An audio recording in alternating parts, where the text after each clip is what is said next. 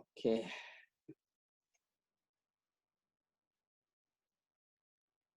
So siapa yang pernah datang ke kelas saya before this, thank you very much for attending lagi.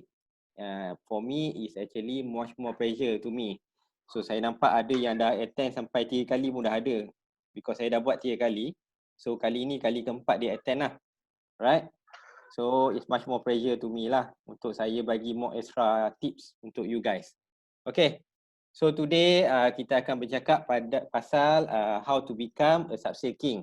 Sebenarnya it's not subsale only. Kalau you boleh kreatif, you punya mind, actually you boleh digest macam mana nak buat projek juga melalui this slide. Okay. Tapi as everybody know, my background is from a subsale lah. Alright. So nombor satu, kita kena faham nombor satu ialah why we join real estate negotiator. Kenapa kita nak join real estate negotiator ni? Okay. Biasanya dia ada dua reason yang selalu orang bagilah. Dua reason yang common orang akan bagi kenapa dia join real estate ialah nombor satu, money. Right? Money ni semua orang nak. Okay. Nombor dua, time. Alright. So dia orang kata, oh dia nak jadi macam some sort like macam business owner lah. Business owner you boleh, you tentukan you punya time. And you boleh tentukan how much money you nak. Alright. So saya just nak tanya on the room lah. Okay. So far after you join, you dapat tak apa achievement yang you nak daripada real estate ni? After you join, selama you join ni lah. Okay. You dapat tak apa amount yang you nak tu?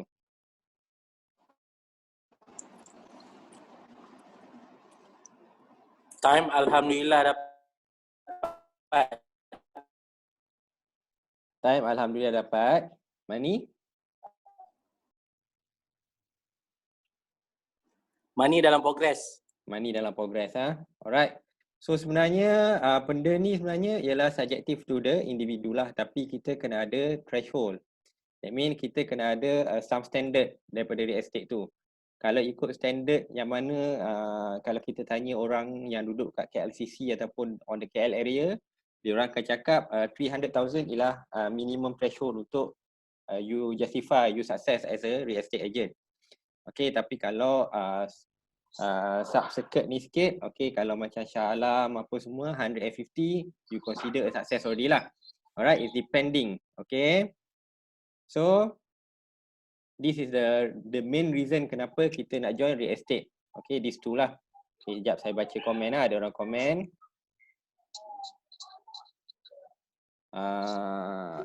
Alhamdulillah dapat. Okay, Alhamdulillah dapat. Alhamdulillah commission rental. Dapat commission rental. So Fuad Nasir ni dia baru join. So tahniah Fuad Nasir kerana dapat, baru join pun dapat commission rental. But it's far you to justify you punya success. Okay, biasanya kita akan ambil 1 year punya success lah. Okay, please set you punya target.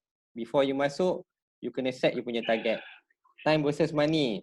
Salah satu, tak dapat in one time. Okay, Mujahid. Okay, Mujahid. Okay, that's why today training ialah penting. Okay, macam mana kita nak dapatkan both in one time. Okay. Alamak, ada suara. Kejap, saya nak kena mute participant. Macam mana saya nak mute participant? Saya rasa saya kena keluarkan dulu. Ataupun boleh tak mute masing-masing mute diri sendiri dulu? Sebab ada suara background. Alright, terima kasih banyak-banyak. Okay, so we go to the second slide. Okay, kalau macam Mujahid cakap tadi, kita tak dapat in both. Sebab bila kita nak kejar duit, okay, kita tak dapat time. Bila kita macam Nizam cakap tadi, bila kita dapat time, duit tak dapat. Alright, kenapa kita boleh jadi macam tu? Because bila kita nak buat something, kita tak plan. Okay, kita tak plan in the smart way. That's why saya cakap you always kena plan. Okay, so the second slide will be is set your target. Okay, you kena set your target before you masuk real estate ni. You kena set your target. Tak boleh tiba-tiba suddenly tengoklah berapa banyak saya dapat tahun ni ataupun berapa banyak saya pun nak buat part time saja. Tak boleh. Even though you buat part time pun, you kena set your target. Berapa you nak? untuk you join real estate ni. Okay.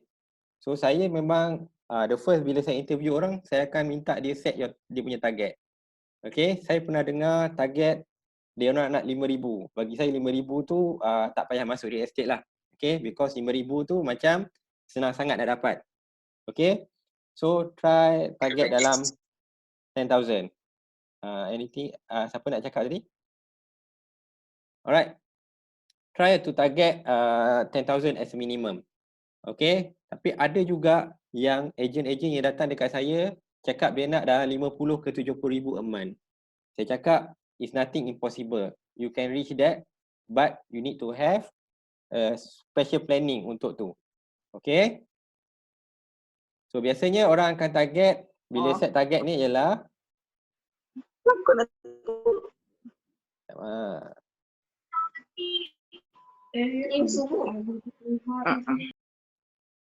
alright. Thank you Maisara for joining. Saya mutekan dulu sekejap. Okay.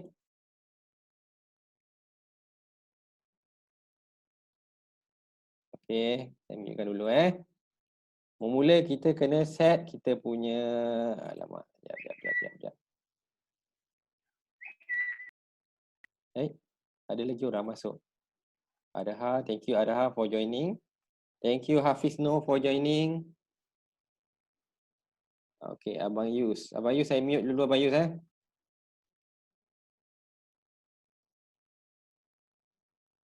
Okay. Set your income. Kalau siapa nak bercakap, dia boleh unmute yourself Okay, saya mute dulu semua orang. Okay, nombor satu ialah you kena set your target. Target ialah, number one ialah income. Okay, bila you dah set target, actually income is one of it. Alright. Time pun one of it. Kalau macam saya suka set time saya. Okay, saya suka set time saya. Kalau tahun ni saya nak kerja, contohnya, saya nak kerja dalam 12 bulan, saya nak kerja hanya 10 bulan. Okay, ataupun next year saya nak kerja dalam 9 bulan. Okay, because reason kenapa saya berhenti kerja ialah because of time. Okay. Time saya waktu tu saya kena kerja shift hour, jadinya saya nampak time saya dengan anak-anak memang agak limited. Okay. At the same time, saya nak achieve target saya. Okay, so macam mana saya nak buat? So ini saya akan reveal lah by today. Okay. Plan to achieve your target. Okay, macam mana you nak plan to achieve your target? Okay, you kena plan lah. You tak boleh, kalau this year you plan, contohnya dapat 100,000. Tahun depan you plan lagi 100,000. So that mean you are not planning. Okay.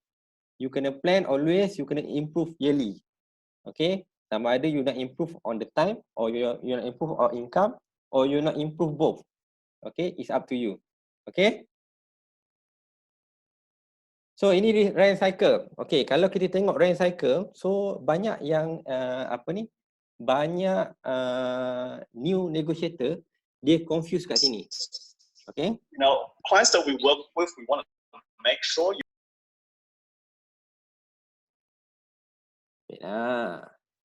Thank you Alan for joining. Okay, thank you Dian for joining. Okay, if let's say you have any question, you can ask So as for now, saya mute dulu semua orang. Alright. Okay, rent cycle. So rent cycle ada listing, marketing, closing, and relationship. So ini basic one lah.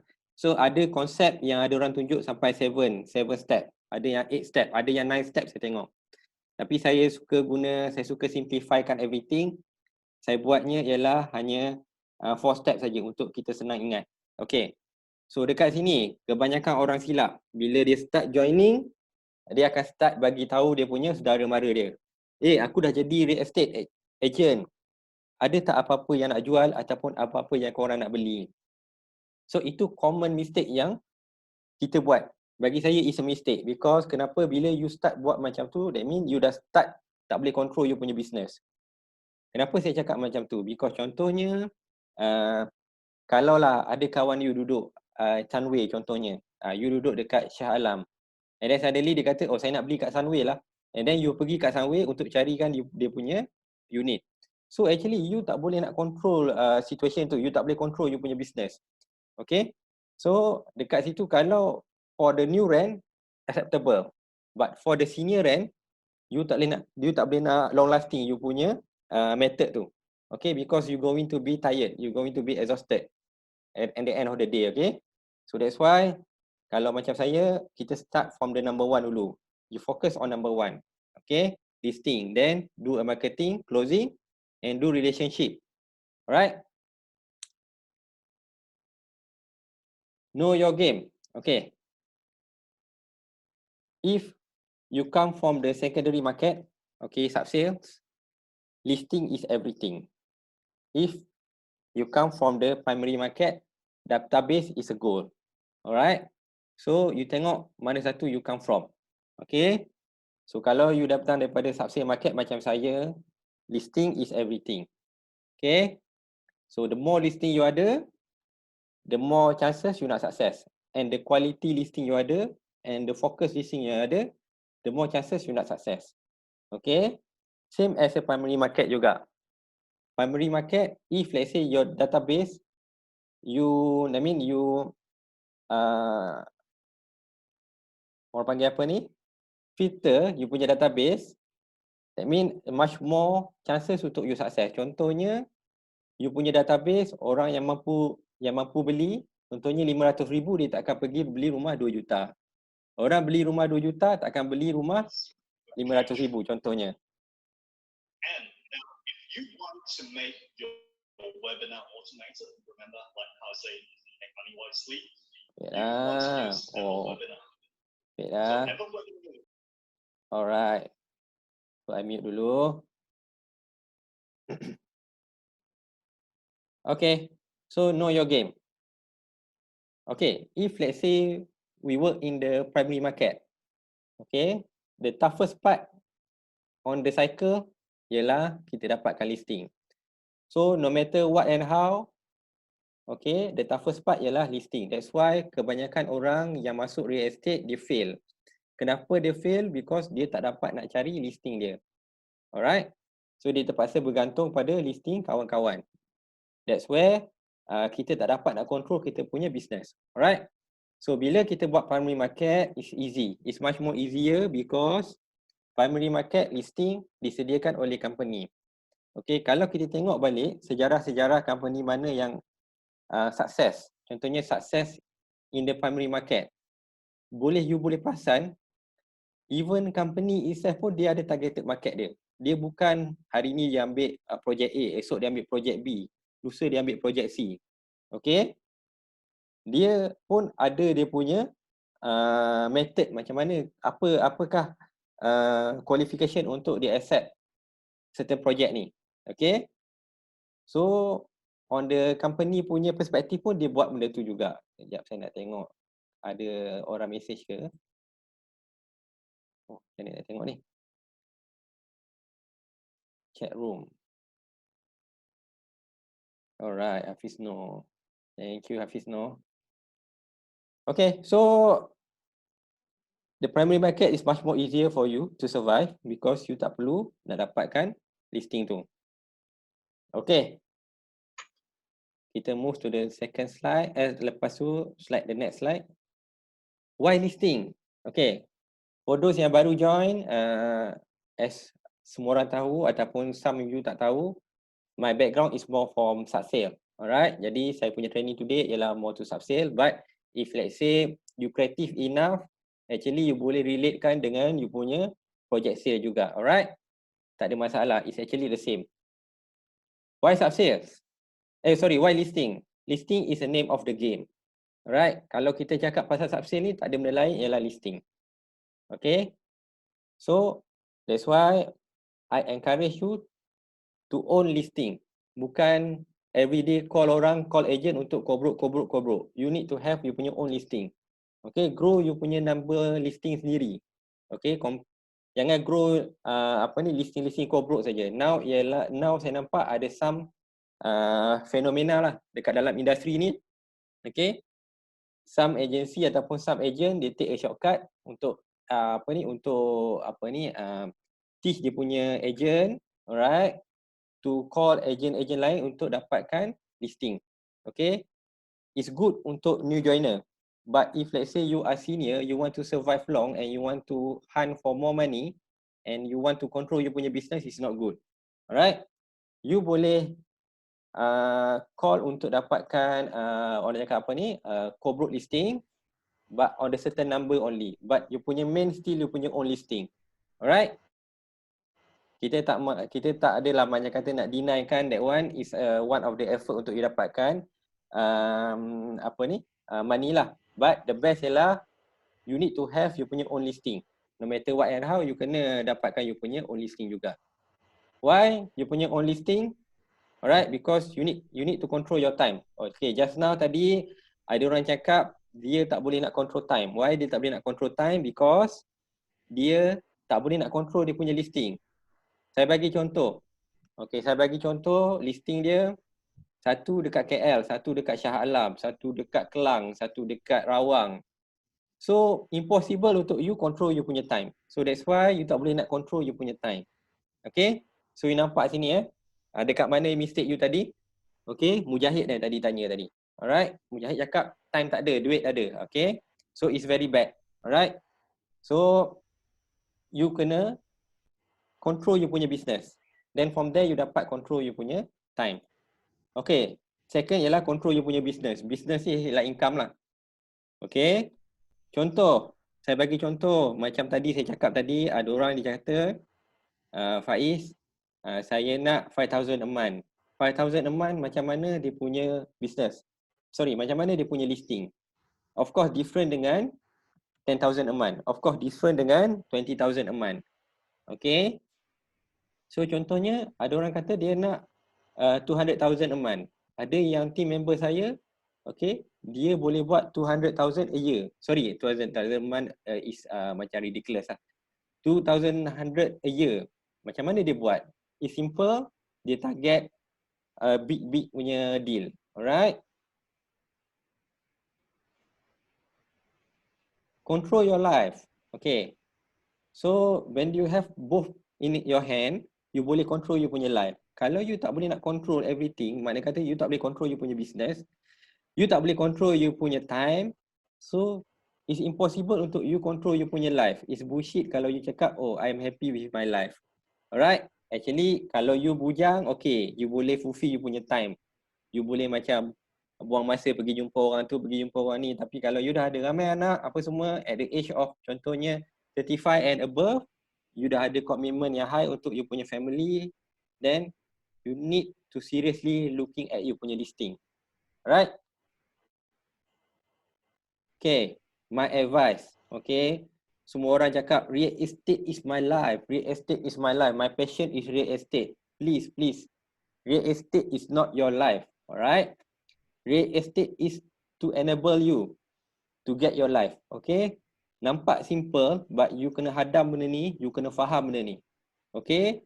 Jangan make real estate is your life. Once you make real estate is your life, you are failure. That means you tak ada time untuk you punya other thing.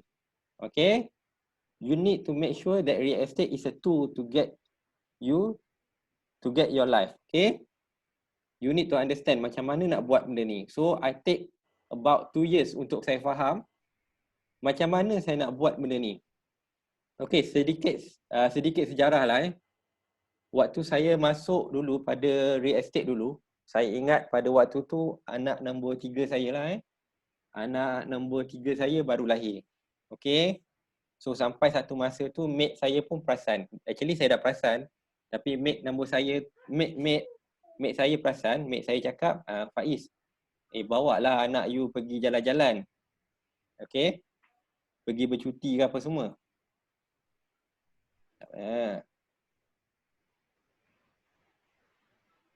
Thank you Abang Yus dengan Nafisah. Saya mute dulu Kalau ada apa-apa nak cakap boleh bagi tahu Kalau ada apa-apa nak komen boleh bagi tahu. Oh. Alright, saya back to slide je tadi. Okay. Jadi saya tak faham benda tu. Saya faham benda tu tapi saya tak dapat nak cari macam mana saya nak boleh buat benda ni. Saya nak dapat banyak income, saya nak sara hidup.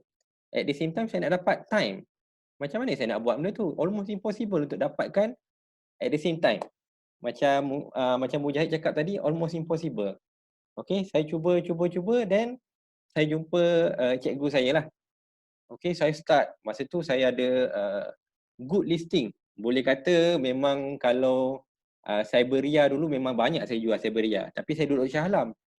Saya dulu banyak jual Cyberia. Especially townhouse lah. Alright. Then saya bagi listing saya pada senior agent saya yang dekat company lama saya lah. Okay. Tapi diorang macam tak endah. Padahalnya saya proven saya close. Diorang macam tak nak tolong saya pun untuk buatkan Cyberia tu. Jadi saya pelik lah kenapa diorang tak nak tolong saya. Walhalnya benda ni confirm deal. Kan? Duit untuk diorang juga. Kalau dia marketkan, it's actually duit untuk diorang. And then diorang cakap kat saya, Faiz, depan mata kau pun kau tak boleh jual, buat apa kau nak jual yang dekat jauh? Depan mata kau pun kau boleh jual, buat apa kau nak jual yang jauh? Kau fokus lah dekat depan mata kau. Okay. So maksudnya ialah dia nak control dia punya business. Okay. As a sub, say okay, but you need to have main you. Alright. You need to have main, you need to have macam mana teknik you nak control business you. Okay. Nanti saya ajar macam mana kita nak control business. Okay. Okay, contoh macam saya buy geografi lah. Okay, so ada cara lain lagi.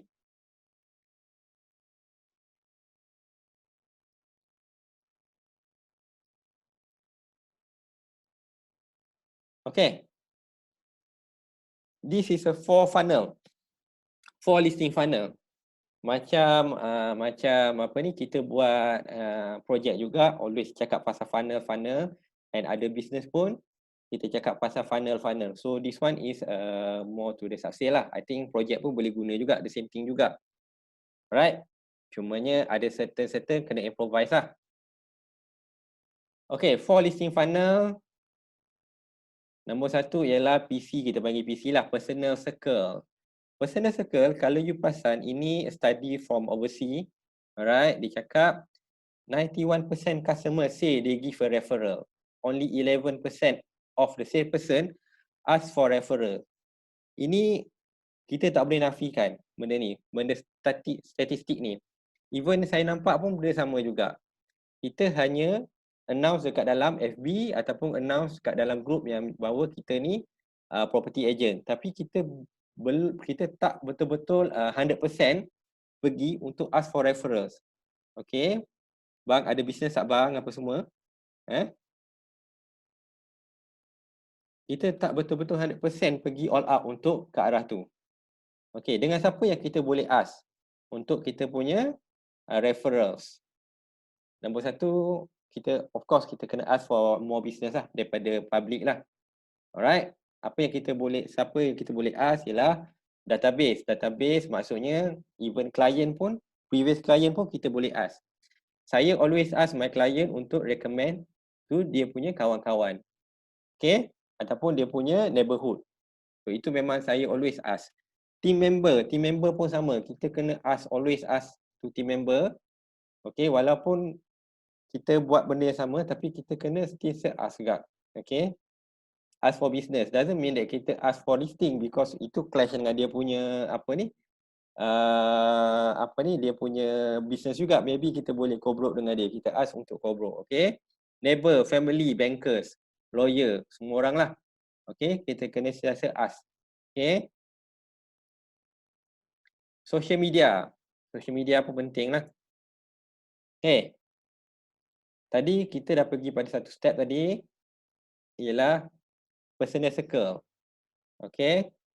So this one ialah turbo list. Turbo list ialah yang paling orang cakap ni, paling mujarab lah orang cakap. Paling laju sekali. Okay. Yang ni ialah antara favorite saya. Turbo list ialah antara favorite saya. Okay. So macam mana teknik turbo list ni? Nombor 2, FSBO. Siapa yang belum tahu FSBO ni apa? Saya rasa ramai yang dah tahu. Kalau siapa yang tak tahu, FSBO ni banyak diguna oleh trainer-trainer overseas lah. Okay, local pun ada guna FSBO ni. FSBO ni ialah for sale by owner. Okay. For sale by owner. Masa saya bagi training hari tu ramai juga yang tak tahu FSBO ni apa. Okay. So kalau today kalau you tak tahu, you take note lah. FSBO ni ialah for sale by owner. You boleh Google banyak tip je. Right. Nombor 1 ialah form banner. Nombor 2 ialah form marketing media. So mana nak dapat for sale by owner dekat marketing media ni? Dekat Mudah ada, dekat iProperty ada, dekat majalah.com majalah.com pun ada. So you boleh cari dekat situ. Okay, banyak dekat situ owner-owner yang nak jual. Alright. Expired or cancel listing. Okay, so apa you buat kalau you dah, makna kata kalau listing tu dah dijual. Alright, ataupun owner dah tak nak, especially benda listing tu dah dijual lah, okay. Apa yang you buat biasanya? Adakah you delete immediately? So majority bila saya tanya dalam kelas saya hari tu, diorang kata diorang delete terus. Alright, diorang delete terus. But trust me, kenapa orang beli? Kenapa orang beli rumah tu? Okay. Nombor 1, of course, kenapa dia beli ialah listing tu ialah listing paling best kat situ. That's why klien tu beli. Okay. So, kalau you delete, that means you dah tak boleh nak phishing to other klien you lain. So, but macam saya, apa saya buat ialah saya let the advertisement run by itself and they cancel by itself. Maksudnya, okay, kita tak naklah misleading sangat the market. Alright, kita jangan biarkan listing tu sampai forever. Kita duk apa ni, repeat, refresh. Saya tak delete immediately, saya let it expired by itself. Okay, itu kalau macam listingnya dah dijual lah. Alright, then from there kita akan dapat phishing a buyer. Right.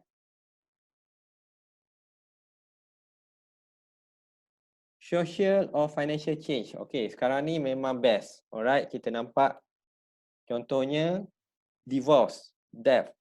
Okay, economy change. Answer unique from developer. Alright, before this, my favorite ialah still yang the best kali. Kalau orang tanya saya macam mana you boleh perform, macam mana you boleh jual benda million. Alright, apa yang saya suka target ialah answer unique from developer. Itu paling senang untuk kita jual. Okay, kenapa? Biasanya answer unique from developer akan bagi more discount to the client, big discount to the client. Before COVID, saya ada jual satu tanah, okay, normal price dia, okay, normal price dia ialah 2.7, okay, that mean S&P price. Kalau you beli dulu, waktu awal-awal dulu, developer hanya bagi 7% discount. 2.9. Developer akan bagi 7% discount. 7% discount, tolak tambah, kedebak-kedebuk dapat dalam 2.8 to 2.7 macam tu. Okay. Because of this one dikategorikan sebagai unsure unit, so dia jual pada harga 2.1. Which is that berapa dia punya discount rate ialah dekat dalam 900,000. So, tanya saya, macam mana saya boleh jual? Saya cakap, senang saja. Saya marketkan, orang tu datang, orang tu tengok, tak ada cakap banyak. Okay, dia tak ada tanya pun saya pasal ROI ke, pasal apa ke, tak ada tanya. Dia terus place a booking. Okay, terus masuk loan. Okay, kenapa dia terus masuk loan, terus booking? Because dia monitor tanah ni, even sebelum tu lagi. Masa developer tengah hot. Okay, developer tengah hot, dia dah monitor tanah ni, dia nak beli sangat kat kawasan ni, tapi waktu tu dia kata tak sesuai because developer masih lagi ada dia punya stand untuk dia firm dengan dia punya price. Bila developer bagi price dalam 900,000 discount, dia terus sambar. Actually saya jual dua actually, tapi satu saya tak dapat untuk dapatkan more discount, yang tu 4.2 million. 4.2 million dia back off because of apa ni, developer tak jadi untuk bagi, on the board director hold untuk bagi more discount. Dia ask for 5% more discount. Alright, tapi itu memang tak ada rezeki lah, tapi saya sempat concludekan 2 million. Alright. Okay, itu tanah banglo bukan banglo, tanah saja. Alright. Okay, sedikit sharing kat sini sedikit sharing dekat sini. Alright. Pada waktu tu saya jumpa klien klien. Saya share lah yang saya ni konon-kononnya lah, saya ni expert on the property. Saya boleh dapatkan below market value, memang saya boleh dapatkan below market value because saya ada client base yang besar. Okay, saya ada listing yang banyak. Alright. Lepas tu saya tanya dia, Cik, Encik ni tak nak ke beli property? Saya ada banyak listing-listing below market value. Okay. Ya, mungkin ada orang check something kot. Ya, saya check dulu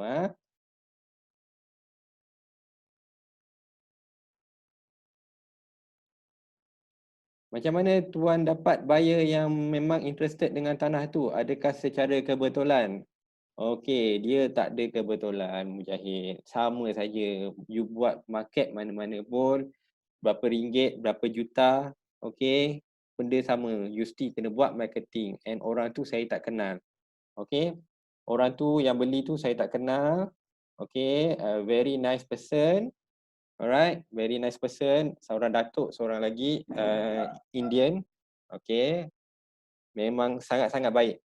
Tak ada cakap banyak pun.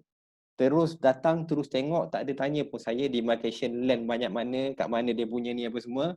Dia terus ajak saya jumpa kat kedai mamak, terus buka chat. Okay, sama saja. Konsep marketing sama saja. But today saya tak nak saya tak nak elaborate much on the marketing because of saya hanya ajar on the fundamental saja. On the marketing tu more to the company punya lah ataupun leader masing-masing. Alright. Okay, saya share tadi balik tadi. Okay, yang cerita pasal saya dengan customer saya tu.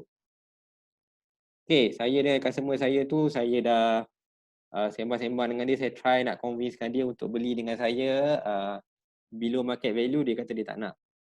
So saya korek dengan dia, saya tengok dia, dia ni banyak property tapi tak nak beli satu pun dengan aku. Kenapa? Adakah aku jual mahal ataupun dia dah ada dia punya own agent yang jaga dia apa semua?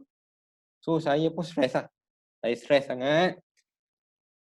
Lepas tu saya nekat jugalah. Saya jumpa dia, saya buat appointment dengan dia, saya tanya dia betul-betul. Okay, kenapa you tak nak beli dengan saya sedangkan saya jual murah? Okay, saya tak jual mahal. Dia kata you murah berapa? Kalau you murah setakat 30%, you tak perlu nak sembang dengan saya. Saya cakap mana ada orang jual lebih pada 30%. Ridiculous. Orang tu tipu you saja. Dia kata, okay, dia peguam, dia ni peguam syariah yang menjaga orang, rumah tangga orang lah, macam orang divorce, kes-kes divorce apa semua. Okay, dia cerita kat saya, dia kerja dia tu.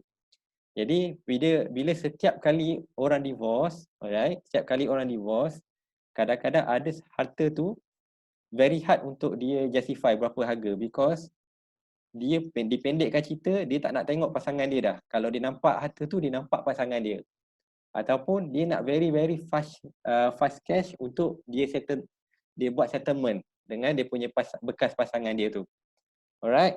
So, kalau you nak cari property yang sangat below market value, ridiculously below market value, is my tip ialah you kenal lah dengan peguam-peguam macam ni.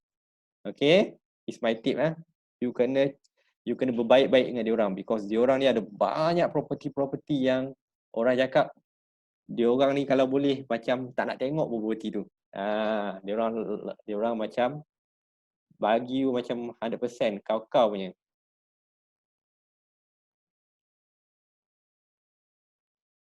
Ada chat.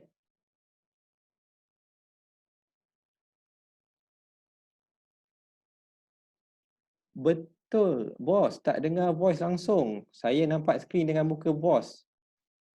Cakap saya tak dengar. Betulkan audio setting? Macam mana nak ajarkan Alia, tolong check audio setting. Oh, okay, nampak icon, adjust. Okay, Puan Alia ni. Ada. Alright. Okay, dah ada dah. Puan Alia ni bagi suspend saja. Okay. So, yang tu menarik tak tip saya tu? Okay. Menarik tak? Kalau menarik, boleh tak bagi share sikit? Boleh tak bagi komen sikit? Okay, betul tak saya cakap? Peguam syariah tu, syari'i tu, dia banyak listing-listing yang lebih murah pada lelong. Menarik sangat. Alright, menarik sangat. Okay, Alia masih lagi nak try nak fixkan dia punya problem. Okay, ada tak orang agree dengan benda ni? Kalau ada orang agree, saya open lagi satu lagi tips untuk dapatkan rumah lagi murah pada sifu-sifu dekat luar sana. Okay, cuba komen dulu. Alright, kalau komen, kalau menarik, kalau semua orang makna kata agree dengan point saya akan share point nombor 2. Macam mana nak dapat property, jangan kata below market value, memang ridiculously. Okay.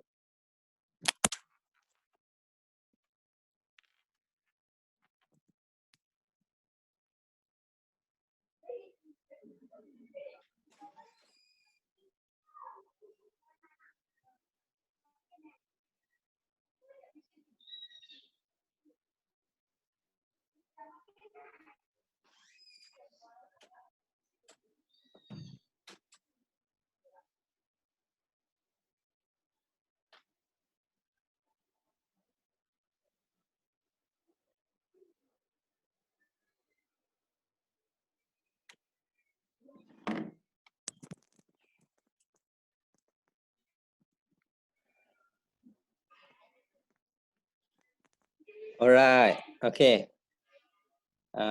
Suara siapa ni dengar ni? Alright, kejap. Suara siapa? Alia, thank you for joining Alia. Saya mute dulu Kalau nak cakap nanti, boleh cakap. Okay. Like saya promise, okay, khas for today, okay. Saya reveal lagi, satu lagi teknik untuk dapatkan property below market value. Okay. So tak perlu nak bayar sifu-sifu yang mahal. Okay, yang ni you beli buta-buta, you pejam mata. Nak dengar tak? Takutlah saya nak bagi tip-tip macam ni. Nak dengar tak satu lagi tip? Nak. Alright, nak. Okay, tolong share ilmu, okay. Alright. Okay, kebanyakan developer, alright, okay, the way dia nak bayar payment tu dia punya kontraktor ialah dia bayar apa ni orang panggil ni offset. Dia bayar secara alamak time ni kita lupalah, okay, secara cagaran lah, macam tu lah lebih kurang. So dia gantikan dengan unit. Okay, contohnya developer dah buat ataupun kontraktor dah buat 300 unit contohnya. Okay, offset. Okay, offset dengan unit-unit yang ada. Okay, so far kalau kontraktor, because dia tahu berapa dia punya cost untuk buat satu building, dia takkan bayar lebih mahal daripada cost tu. Okay, sebab tu kontraktor kalau you nampak kaya, sangat-sangat kaya, especially kontraktor yang involved dengan development ni. Kenapa dia sangat kaya? Nombor satu ialah of course because of the contract daripada daripada developer tu sendiri yang membuatkan dia profit. Nombor dua ialah teknik offset ni. Teknik offset ni contohnya, okay, market price untuk satu unit tu contohnya short plot. Okay, market price untuk short plot tu ialah 5 million contohnya. Okay, because of dia perlukan offset saja, jadi kontraktor dia takkan bodoh-bodoh ambil 5 million based on the value. Because dia orang tahu harga cost. Okay, dia akan pergi shoot dalam 35 ke 40. Alright, 40%. That's why saya cakap, kalau you kenal subcon ataupun kontraktor developer ni, berbaik-baiklah dengan dia orang. Betul saya cakap, berbaik-baiklah dengan dia orang. Daripada you bayar It's good kalau you bayar macam you masuk bulk purchase, is good. Alright? It's one of the technique kalau you masuk bulk purchase. Tapi kalau you dapat this kind of network, you tap lah cepat-cepat. Alright, you baik-baik dengan diorang. Saya ada banyak kawan-kawan yang kontraktor. Okay, yang makna kata yang main kontraktor lah. Okay, yang developer bayar dia by offset. And even diorang pun memang sendiri pun kadang-kadang dia request untuk offset. Sebab during economy good time, diorang akan let go kan benda tu on the inflation price. Contohnya, dia dapat, contoh saya bagi tahu tadi S&P price ialah 5 million contohnya. Okay, because of offset, dia accept benda tu jadi 3.5 contoh Okay, because of inflation and the price already increase, okay, dia jual pada market value pada 7 million. So dekat situ dia dapat atas angin, dia dapat 2 million lagi. Okay, best tak tip ni? Boleh komen tak best? Ada dua Nombor satu ialah kontraktor ataupun subkon. Nombor dua ialah peguam syari'i lah. Alright. Boleh komen tak? Saya nak tahu semua orang dengar ke tak dengar ke. Best. Nak. Alright, itu secret recipe lah. Okay. Ada harga terbaik. Itu antara secret yang orang banyak tak tahu. Kalau you bayar you bayar on the bulk purchase pun sometime and most of the time, okay, bulk purchase ni ialah good. But you kena tahu satu benda. Bulk purchase ni, kebanyakan orang yang masuk bulk purchase, apa yang sifu banyak dekat luar sana buat ialah dia markup price. Okay, dia markup price untuk nampakkan benda tu is a big discount. But you need to be very careful. That's why you kena tahu market, you kena tahu study. Okay, macam mana you nak identify kan unit yang you nak beli. Alright. So itu secret yang saya terbagi today lah. Saya reveal 2 secret today. Alright. Okay. Menarik kan? Itu memang kalau orang tahu tu orang marah lah saya nanti. Okay. But the thing still, of course, bila kita nak buat investment ni, kita janganlah menaguk menaguk air keruh macam ni. Menaguk dia air keruh, okay? Kadang-kadang contohnya case divorce, death ni, dia orang macam ada terdesak apa semua, lagi tu kita nak tekan. But still, investor is business lah. So that's why lah. Alright. Okay, just a tip boleh lah. Alright. So the rest will be like macam pandai-pandai you lah Okay, turbo list ni dah habis. So kita masuk open house. Tadi kita dah belajar pasal personal circle. Kita pergi ke turbo list. Now kita pergi kepada open house. Alright, open house. Sebenarnya open house ni untuk apa sebenarnya? Boleh tak check siapa pernah buat open house punya konsep? Okay. Especially kalau macam projek lain saya nak tahu on the subsale dulu. Boleh tak komen? Kenapa kita buat open house ni? Kenapa kita nak buat open house? Networking. Saya tak berapa faham. Main con, subcon, kita nak deal dengan offset. Macam mana? Boleh terangkan Sifu tak?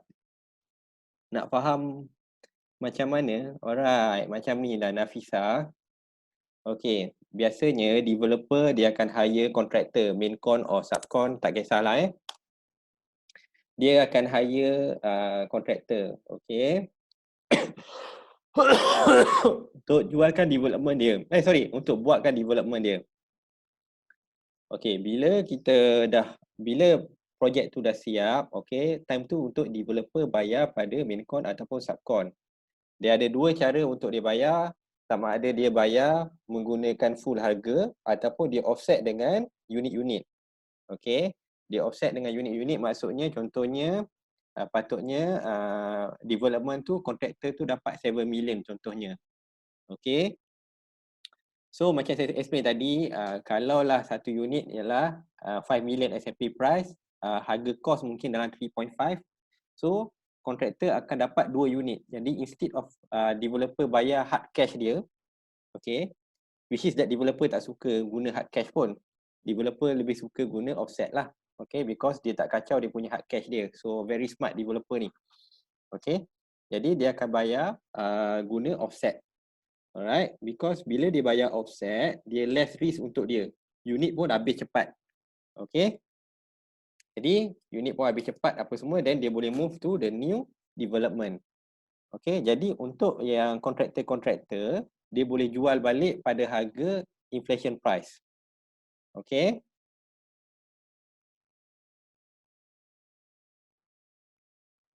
Okay.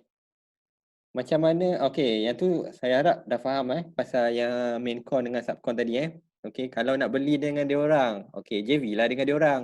Dia orang takkan bodoh-bodohnya bagi kat kita. Kan? JV lah dengan dia orang.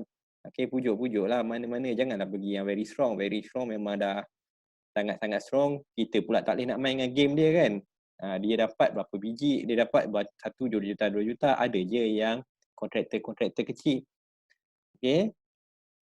Ada dia kontraktor-kontraktor kecil yang buat development yang kecil-kecil yang dia ambil apa ni tu. Jadi tak perlulah kos yang banyak. JV je dengan dia orang. Kalau dia orang bagi 100%, alhamdulillah, tapi most likely dia orang tak bagilah. Okay, dia orang akan bagi pada harga, mungkin ada certain discount ataupun kalau nak dapatkan the best benefit ialah JV je dengan dia orang. Kejap ya.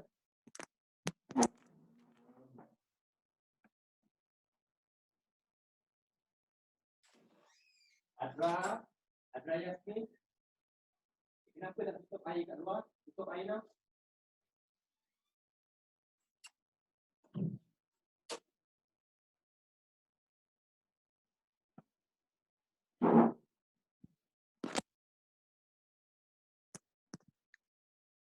Okay, offset tu apa? Offset tu alamak tak perlulah saya terangkan Offset tu macam replacement lah.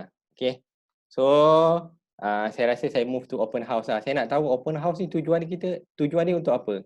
Boleh tak share dengan saya? Kenapa kita buat open house?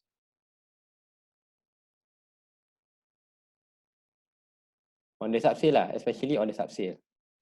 Boleh komen tak?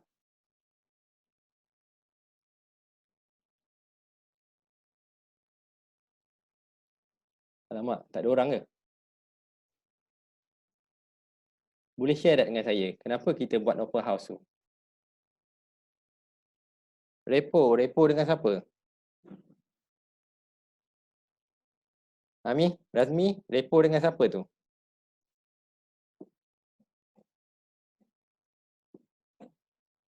Kolam pancing buyer. Alright, Mujahid kata kolam pancing buyer. Open house, jimat masa, ejen bawa buyer tengok rumah.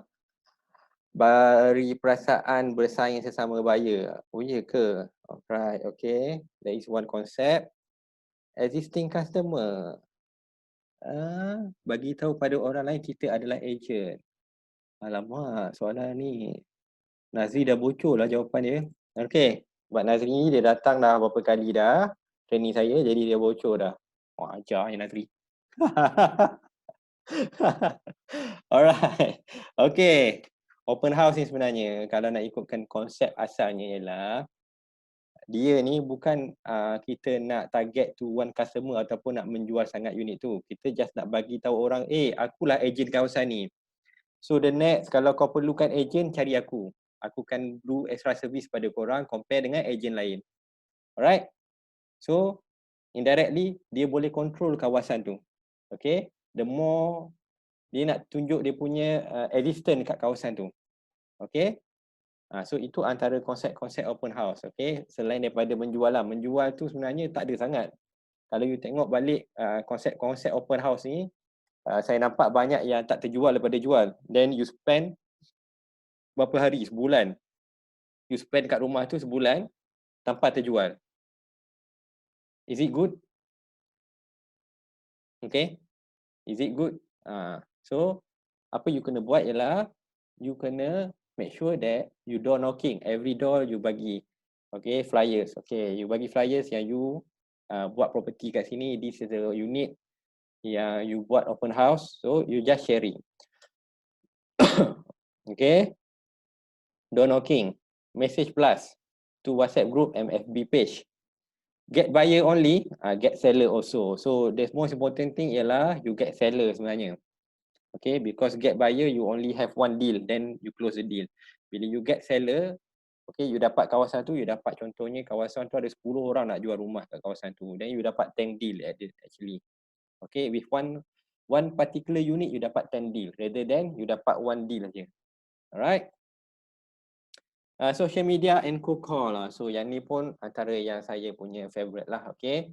Social media dengan cold call. So the same thing kalau you buat projek pun you buat benda sama lah. Alright. For example ialah master list ataupun you buat ialah cold lead ataupun warm lead lah.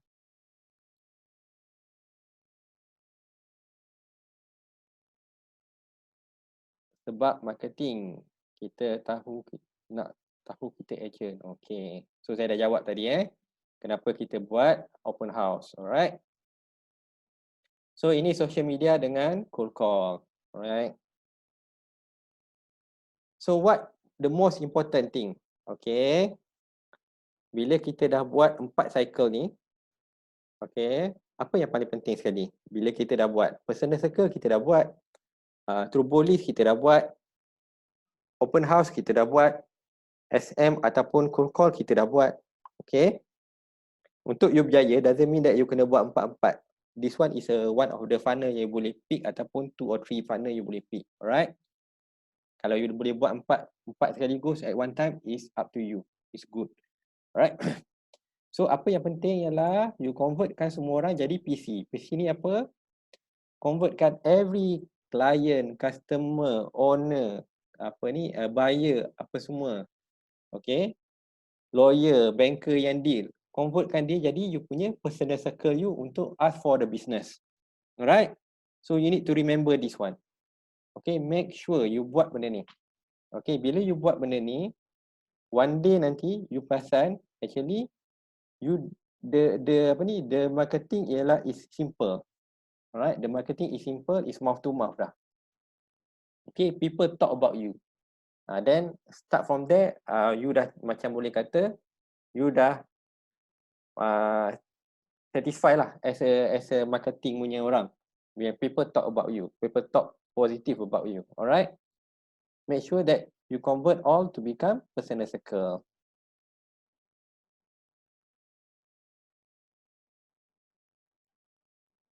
Bos, slide sebelum ni tak sempat salin. PC ni untuk apa? Okey, kejap saya patah balik.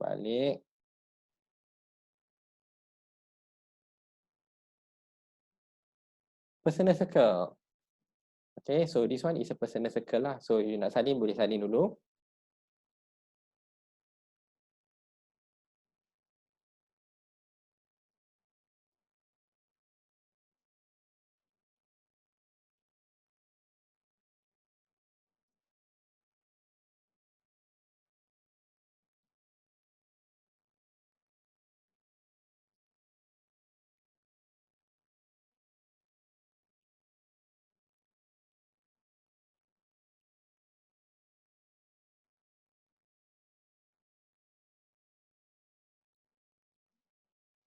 Okay.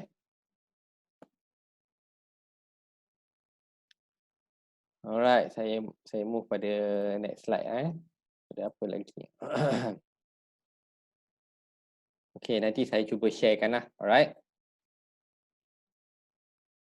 Turbo list. Okay, yang ni kita dah habis. Alright, anyone want to talk? Nur Ashikin nak cakap ke? Syah. Baru join kot ni kot. Ya, thank you Cik Zuraimi yang join. Alright, thank you Cik Syah. Saya mutekan dulu audio you. Alright. Kalau ada apa-apa nak tanya boleh tanya. Siapa lagi? Ada orang lagi. Nur Ashikin, saya mute dulu Nur Ashikin. Okay. Kalau nak cakap nanti unmute balik Alright. Alright, okay. Okay, farming teknik. Nur Ashikin boleh tak unmute dulu? Mute dulu, sorry. Okay.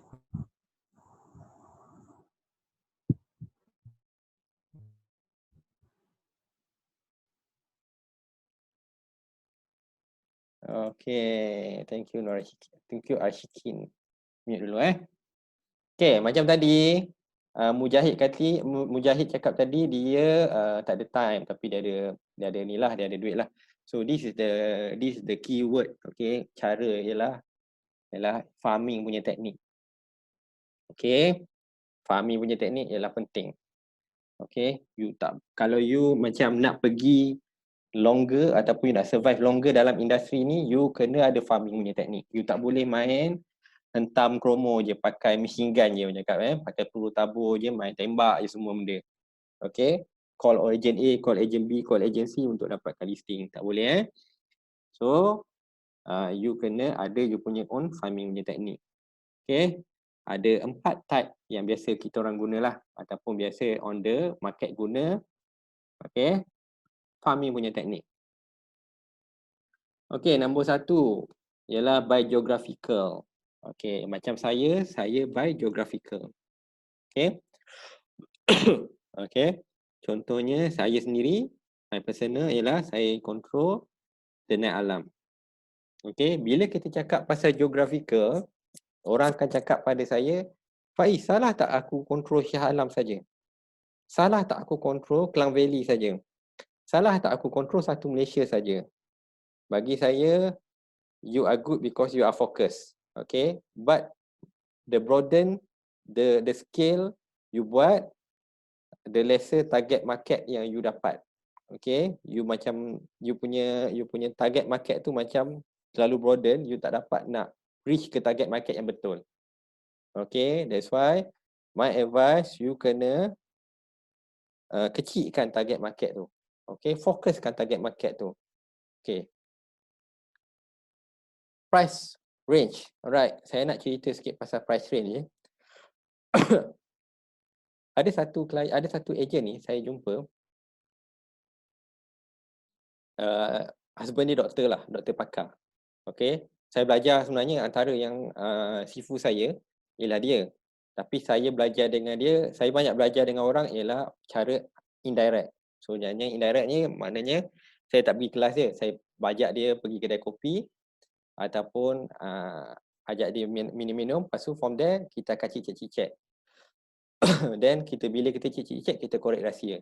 Okay. Okay. Okay, sebelum tu nak tahu tak macam mana kita nak dapat rahsia daripada cicit-cicit dengan orang-orang yang sifu-sifu ni. Biasanya sifu-sifu ni susah nak buka mulut. Okay, boleh komen tak? Nak tahu tak macam mana kita nak cakap dengan sifu-sifu ni? Nak tuan. Alright. Okay, nak Nafisah nak. Okay. Contoh, saya bagi contoh Saya bagi contoh tempat saya. Okay. Sifu-sifu ni biasanya bila kita panggil dia sifu, biasanya dia akan jaga on the high end network pula. That's why dia orang panggil dia sifu. Kadang-kadang kita walaupun dah lama dalam industri ni, kalau kita jaga on the low end, susahlah orang nak panggil kita sifu tu. Bukan saya nak saya nak downkan dia orang, tak, tapi cumanya itu ialah perception masyarakat. Okay, walaupun you baru dalam 5-6 bulan, tapi bila you main high end market, orang dah nampak you macam sifu dah. Okay, tapi sebenarnya to be honest, nak jaga high end market ni susah. Ada satu orang ni, okay, dia husband dia adalah doktor. Jadi saya cari jalan macam mana saya nak boleh cakap dengan dia. Macam mana saya nak boleh dapat tip daripada dia. So apa saya buat?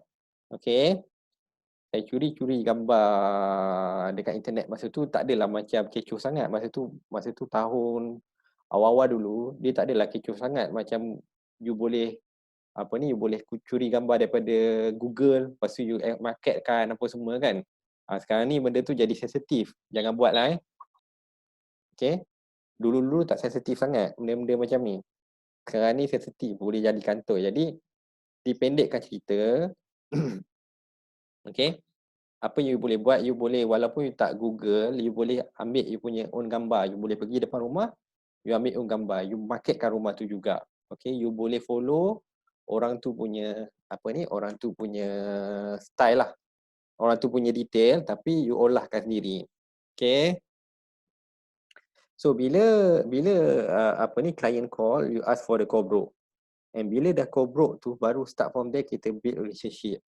Okay, bila kita dah co-broke dengan orang macam saya, kalau siapa co-broke dengan saya most of the time saya akan ajak minum. Because for me, ialah dia tu ialah not so much. The most important thing ialah relationship between agent to agent. Okay. So that's why kalau siapa yang biasa datang, kalau co-broke dengan saya akan ajak minum lah. Tapi diorang ni kadang-kadang diorang ni rushing. Nak keluar terus, nak jumpa nak pergi keluar lain apa semua. Tapi sebenarnya appreciate the time yang agent ada agent put untuk jumpa you. You boleh ajak ngeteh. Alright. Then from there you belajar banyak benda. So actually ada satu ni lah, insan hamba Allah ni lah. Saya belajar banyak benda dengan dia. Dia earn quarterly more than 6 figure.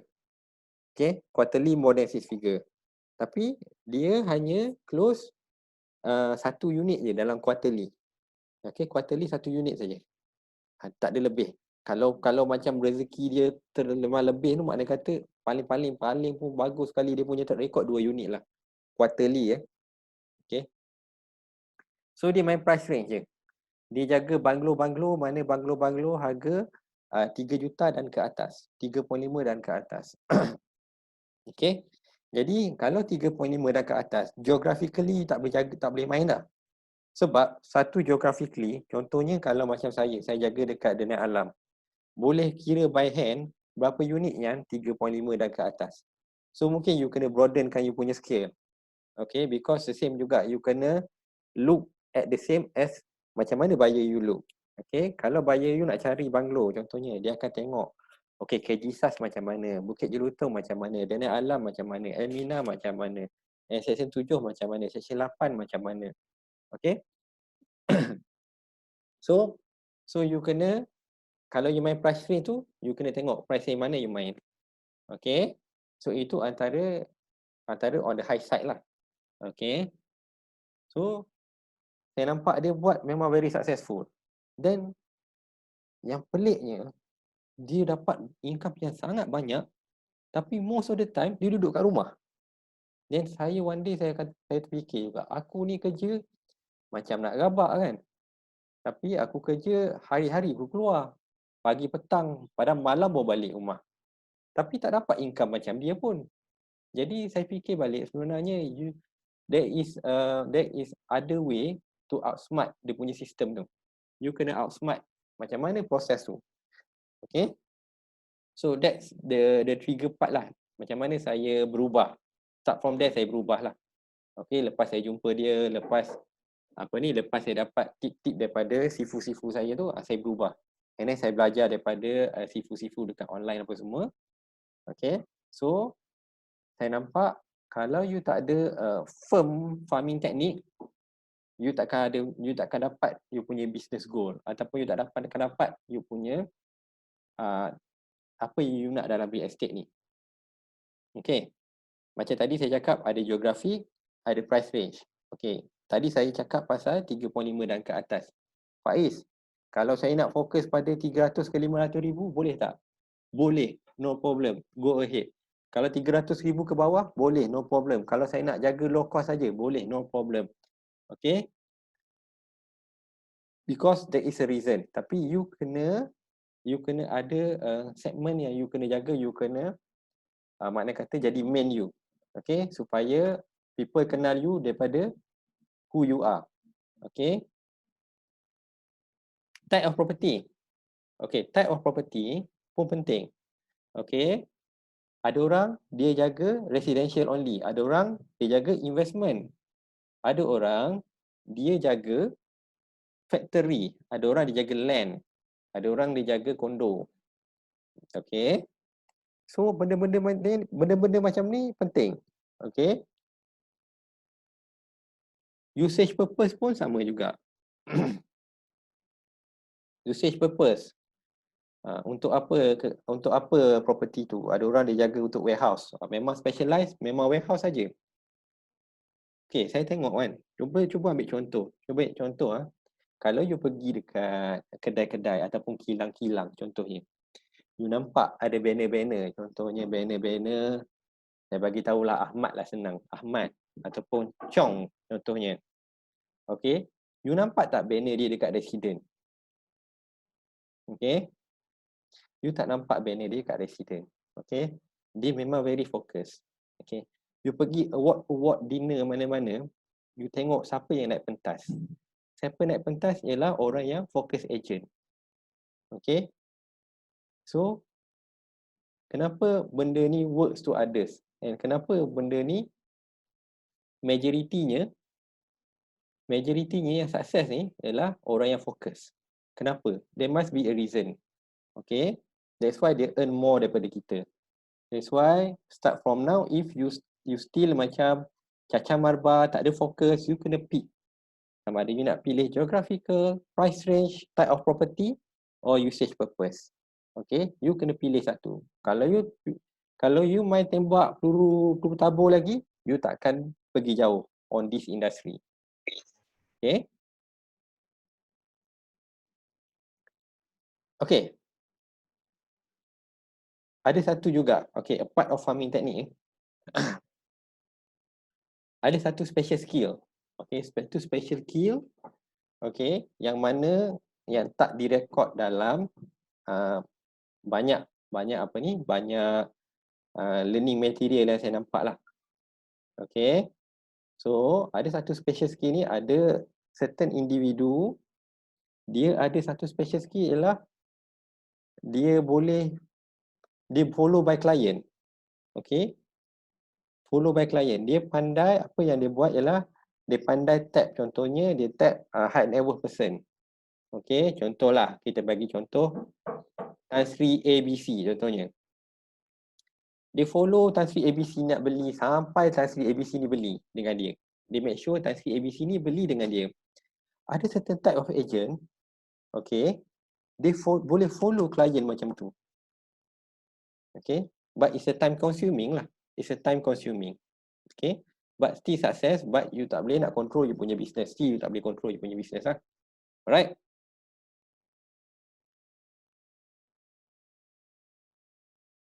So far, kalau you nak very success, my advice ialah follow this 4 punya farming technique.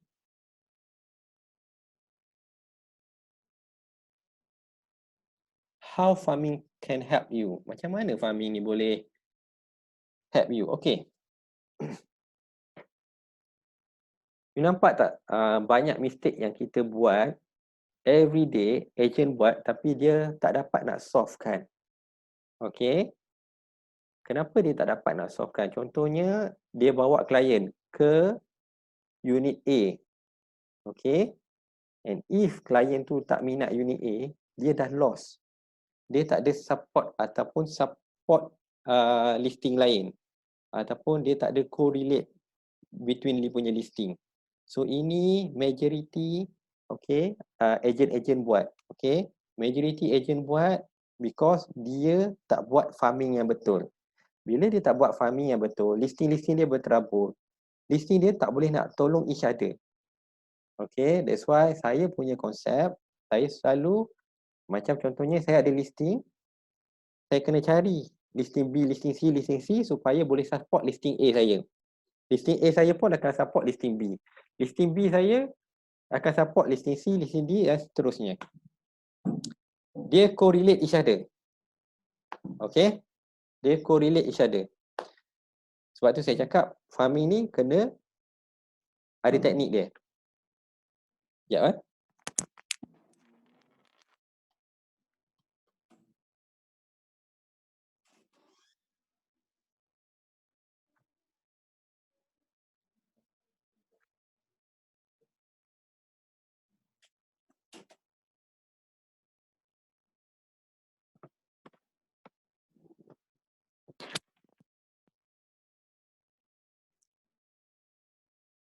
Okay, so dia kena correlate each other. Okay, that's why ada orang boleh close banyak, okay, and close consistent. Okay.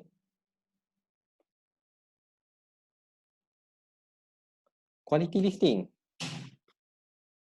Okay. Daripada you punya listing, okay, yang banyak tu, baru you boleh dapat mana quality listing. Contohnya ada 100 listing. Biasanya dalam about 10% ataupun less than that ialah quality listing. So you focus on the quality listing. Okay. So macam mana nak justify quality listing ni quality ke tak? Boleh tak komen dekat saya? Macam mana kita nak justify listing ni quality, listing ni tak quality? Siapa boleh share dengan saya?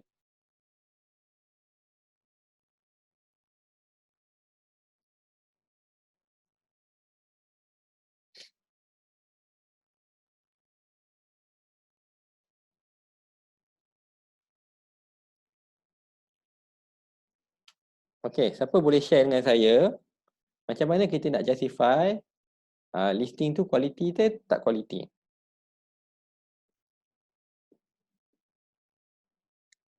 By grade A, B, C. Wow. Alright, Farah. Macam mana nak gradekan A, B, C tu? Tak over market value, kawasan geographical, penduduk kawasan itu ada kemudahan, Alia cakap. Okay. Supply kurang, quality listing supply kurang. Okay. Okay, quality listing ni. Okay, quality listing ni, dia sama. Bila kita nak jadi seller, okay, saya selalu advise diri saya ataupun ejen-ejen saya, bila you nak jadi seller, kalau you nak jadi a good seller, number one, yang you penting kena tanam diri you ialah you kena jadi good buyer juga. If you want to be a good seller, you need to be a good buyer. You ingat sini ya. Kalau you nak jadi good seller, you kena jadi a good buyer. Okay, you kena always macam acting macam you nak beli. Okay, bila you nak beli, macam mana you nak beli? Okay, contohnya saya ada satu kawasan ni, kawasan A Saya nampak satu kawasan A. Macam mana saya nak identify unit ni saya nak beli? Nombor satu, of course, daripada harga. Okay, harga paling murah ialah paling menarik lah. Okay, nombor dua ialah kondisi ataupun keadaan rumah tu fully furnished, empty ataupun apa, itu memainkan peranan. Nombor tiga ialah kedudukan rumah tu, depan padang ke, okey, tepi pada orang ke, ataupun duduk bawah sangat ke, tempat banjir ke. Okey, so benda-benda macam ni akan membantu you untuk you identify adakah ini quality listing ke tak. Okay, faham tak? This kriteria macam ni lah yang akan menentukan sama ada ini adalah quality listing ke tak. Contoh kalau you dapat listing, okay, lepas tu you kena assume, you kena put yourself as a buyer. You kena imagine that today you are buyer, you nak beli tak listing tu? Kalau you sendiri pun tak boleh nak convince diri you untuk beli listing tu, macam mana nak convince orang lain untuk beli? Faham tak? You sendiri tak boleh jadi a good buyer to your listing, macam mana you nak convince orang untuk beli listing tu? So maknanya listing tu tak quality because dia tak boleh nak convincekan diri you sendiri untuk beli. Okay, that's why quality listing ni biasanya on the average ataupun on the paling sekali orang suka ambil ialah harga lah. Okay, dia akan compare with the harga. Nombor dua, okay, quality rumah tu ataupun keadaan rumah tu lah, fully furnished ke apa semua ke. Nombor tiga ialah lokasi rumah tu sendiri. Okay, kalau ada orang nak cari feng shui ke apa semua. Alright. So benda-benda macam ni lah yang penting. Okay.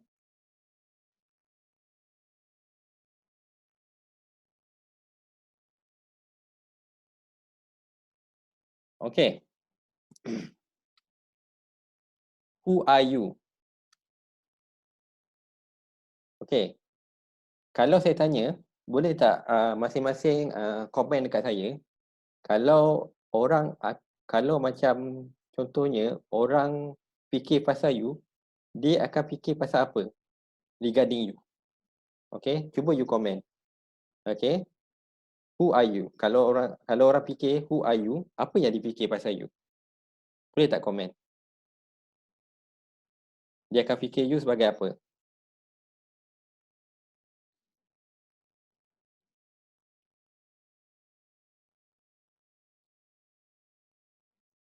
Ejen hartanah. Alright. Alia kata ejen hartanah. Okay, yang lain?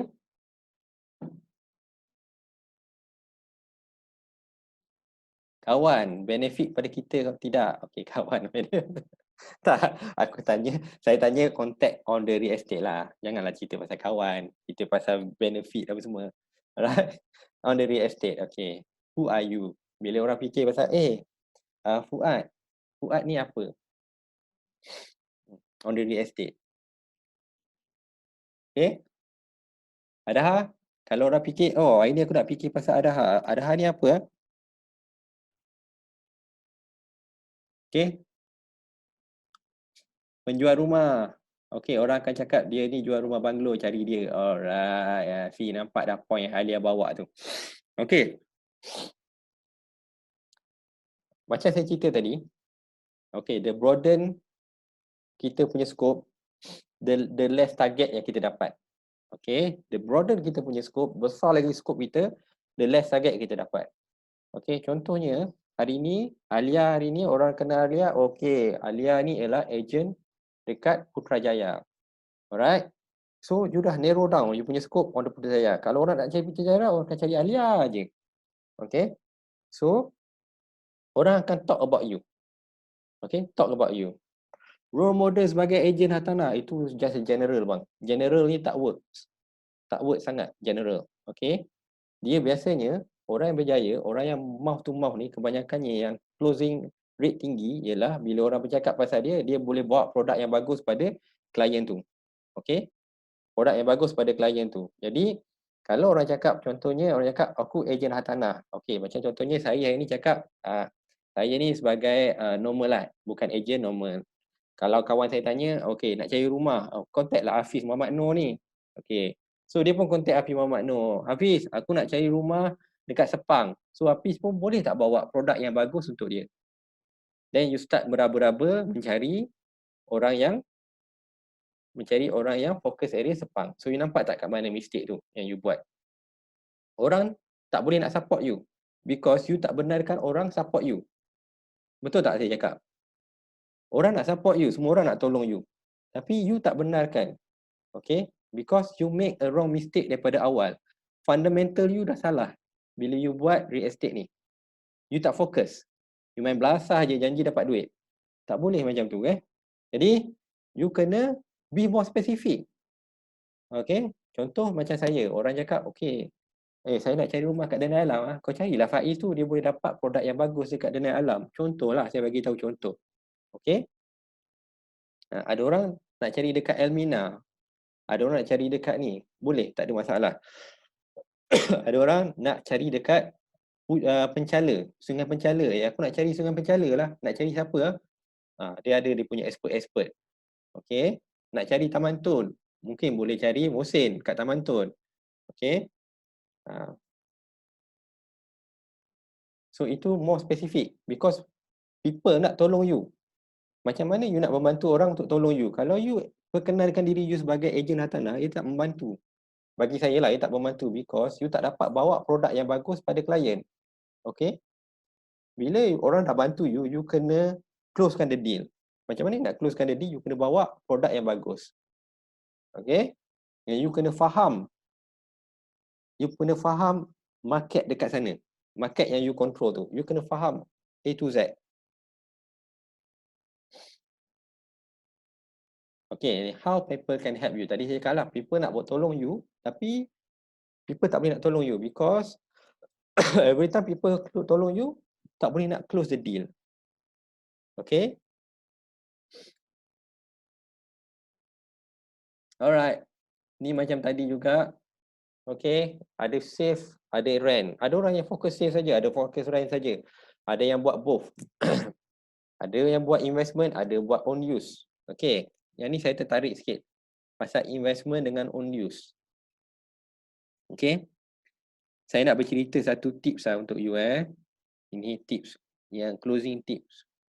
Okay. Ini closing tip ni kalau you pakai, you expert every day you hafal, you hadam, you akan close deal. And especially for the high end market. Okay. Nombor satu, investment. Orang tak talk about harga rumah. Orang talk about harga per square foot. Alright, bila you jumpa investment punya produk, don't talk about harga rumah. Okay, talk about harga per square foot. Then you compare surrounding with a per square foot. Okay, kalau own use biasanya orang cakap pasal harga rumah lah. Tapi kalau macam contohnya KLCC, still per square foot juga. Sebabnya walaupun you beli for own use, but market sentiment dekat sana more to investment. Jadi you kena suitkan in a both way. You boleh cakap pasal harga rumah, you kena cakap pasal investment. But kalau orang tu datang as an investor, you kena always cakap pasal per square foot punya word. Alright?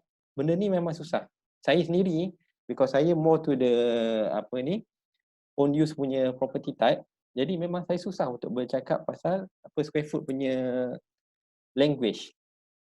Okay, susah saya nak digest. Kadang-kadang ada orang tanya saya, Faiz, rumah ni berapa per square foot lah? Saya cakap, kau nak duduk sini kan? Apa hal kau nak change dia pasal per square foot je?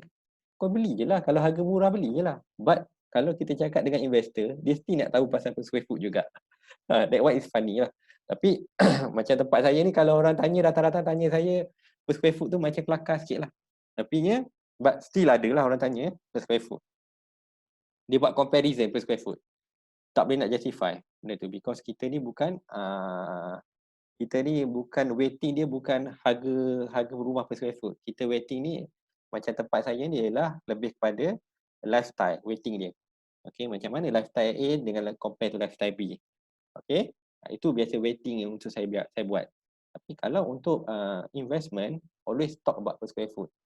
Okay, tadi saya ada cakap tadi macam mana kita nak close high-end unit dengan cara yang professional. Orang cakap memang Mak Saleh habis lah kan. Okay. Saya ada jumpa satu agent ni. Tak payah kata buyer. Saya sendiri pun tak sempat nak digest dia ni betul ke tak. Tapi saya kagum dengan dia. Pelik kan. Saya tak sempat nak digest dia ni jual mahal ke dia jual murah. Tapi saya kagum gila dengan dia. Macam saya rasa klien saya pun ada perception yang sama. Nampak dia macam seolah-olah macam Mamat ni memang power gila, memang expert gila. Dia jual banglo, okay, for own use, tapi dia cakap per square foot. Okay, dia jual banglo for own use, tapi dia cakap per square foot. Okay, saya bagi contoh. Kita pergi kat Putrajaya. Okay, kita Putrajaya. Kemudian kita nampak rumah, contohnya rumah banglo. Kita pergi satu kawasan banglo. Lepas tu, ejen tu akan cakap lah, okay, rumah ni 5 million. Okay, per square foot dia about dalam 500 per square foot. Contohlah, saya bagi contoh. Okay, last month, kita baru jual 520 per square foot. Okay, you bayangkan you dah save RM20 per square foot untuk rumah ni. Okay, to be honest, saya sendiri tak boleh nak digest. 520 per square foot, berapa harga rumah yang dijual tu? Saya nak tahu berapa sebenarnya saving saya. Saya tak dapat nak digest, tapi saya dah kagum sangat dengan dia. Saya dah macam pop. Dalam lidah saya dah terkelu dah macam, dia ni expert gila kan. Ni kalau you dapat 500 per square foot, maknanya you dah memang beli pada harga yang sangat-sangat murah. Dah mana kata dah bottom line dah tu. So, benda-benda macam language yang dia bawa tu sebenarnya ialah memainkan peranan yang penting. Walaupun maksud dia sama. Kita cakap benda sama tak? Ni 5 million, ni 6 million kita jual bulan lepas ni. Sama, maksud dia sama, but the language on the professionalism tu berlainan. Okay, agree tak dengan apa yang saya cakap? Boleh share tak? Agree tak apa yang saya cakap ni? Nampak tak professionalism dia?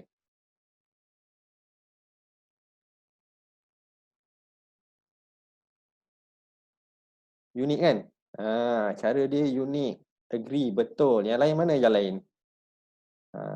Yang lain ke dah tak dengar dah? Dah pergi ngetih. Lama saya cakap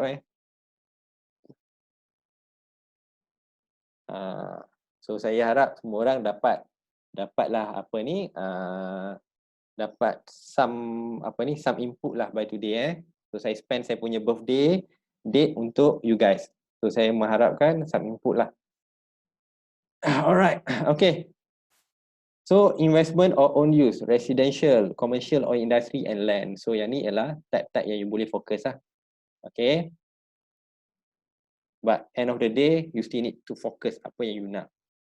Segment ni segment. Segment. Which technique you suit with? Okay, macam saya cakap tadi, patutnya saya buat disclaimer. Okay. Patutnya pada awal session, saya kena buat disclaimer. Okay. Apa yang saya ajar ni doesn't suit dengan semua orang. Okay.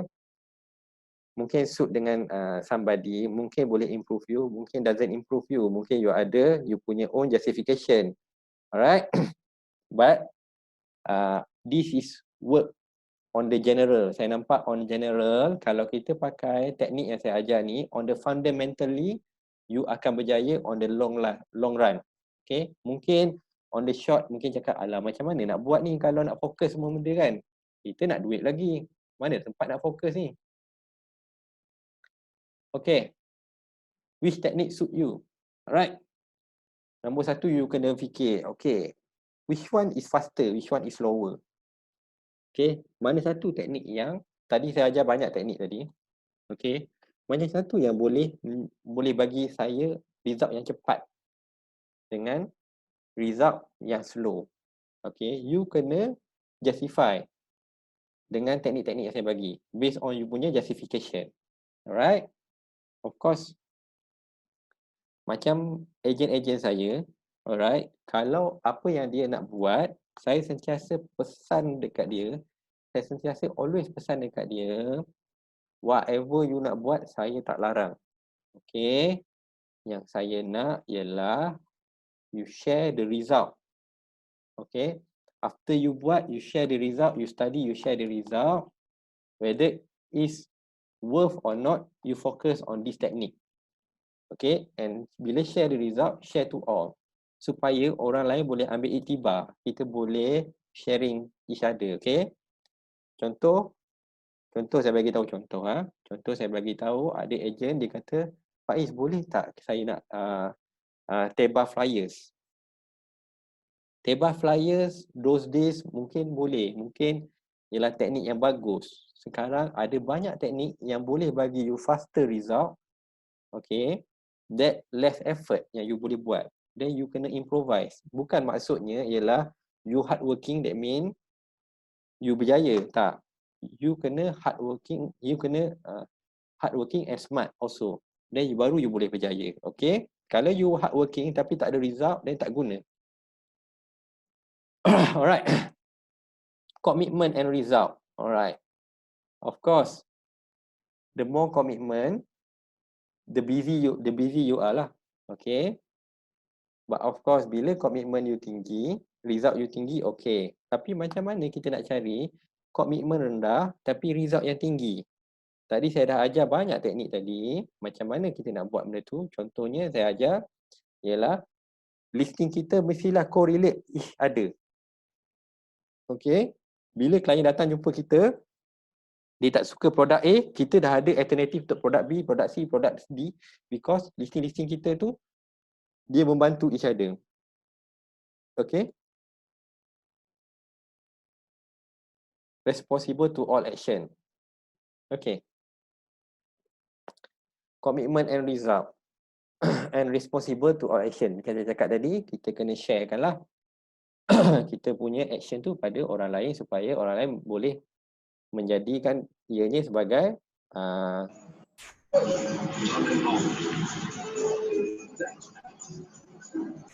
alright, Syah, saya mute dulu kecuali ada apa-apa nak cakap dan bagi tahu saya Right, okay. Okay. When you become king, sebenarnya bukan king lah, dia lebih kepada when you start satisfied lah, okay. Bila kita start satisfy, bila people recognize you. How? Bila people talk about you. Okay, of course talk nicely about you lah. Contohnya orang nak cari rumah sewa dekat Denai Alam, dah ada orang daripada grup grup bisnes promote saya, grup surau pun promote saya apa semua. Jadi benda-benda ni people dah start recognize you, people dah start talk about you. Okay, cerita sikit pasal benda ni. My recent closing ialah ada seorang kakak ni, dia nak jumpa ada satu ejen ni. Dia buat appointment dengan ejen lain lah. Okay. Daripada tu, waktu tu ialah waktu asar. Waktu asar, dia pergi solat. Dia pergi solat pada waktu tu jemaah perempuan lah. Dia pergi kat tempat jemaah perempuan tu. Ada orang lain yang dah pernah beli rumah dengan saya. Okay. Dia pun kebetulan solat bersamaan dengan kakak ni pada waktu yang sama. So biasalah perempuan ni dia orang akan cicit-cicit dulu. Duduk mana? Duduk mana? Cakap kan. Oh saya ni baru datang sini nak beli rumah. Nak beli rumah? Oh ya ke? Belilah dengan ni ejen ni. Sekarang ni ejen Faiz ni dia boleh bagi rumah produk yang murah, produk yang bagus. Dia mah fokus sini, dia boleh tahu A to Z kot sini kot. Macam tu lah lebih kurang kan. Jadi start from there, mouth to mouth dah start dah. Okay, saya tak buat marketing dekat online dah. Itu daripada mouth to mouth. Jadi it's easier for me. Tambah pula bila orang yang recognize you. Bila klien jumpa, klien more confident dengan you. Betul tak? Orang dah bercakap pasal you. Klien dah tak perlu nak filter. Dia betul tak Mamat ni? Sekarang aku beli, aku kena tipu lah. Aku beli mahal lah apa semua. Kan?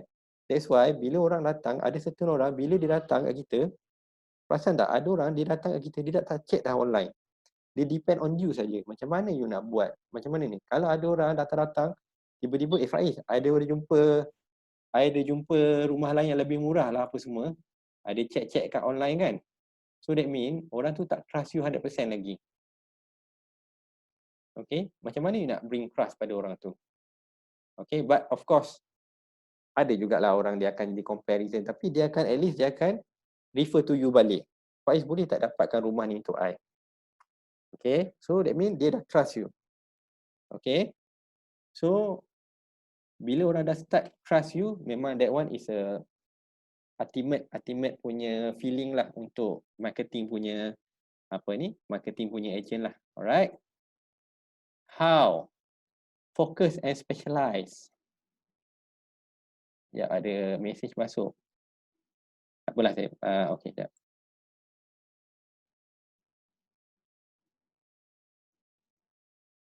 Oh, okay, agree. Terbaik, subseeking. Thank you, Ellen. Okay. How and focus. Focus and specialize. Okay, kita kena sentiasa fokus, kita kena specialize. Termasuk juga, sini Ellen komen, termasuk juga dengan primary market. Kita pun still kena specialize. Kita tak, macam semalam ada sharing punya session. Ada one agent ni dia cakap dia tak dapat result. Bila dia dah berapa bulan dia duduk dekat dalam company tu, dia tak dapat result.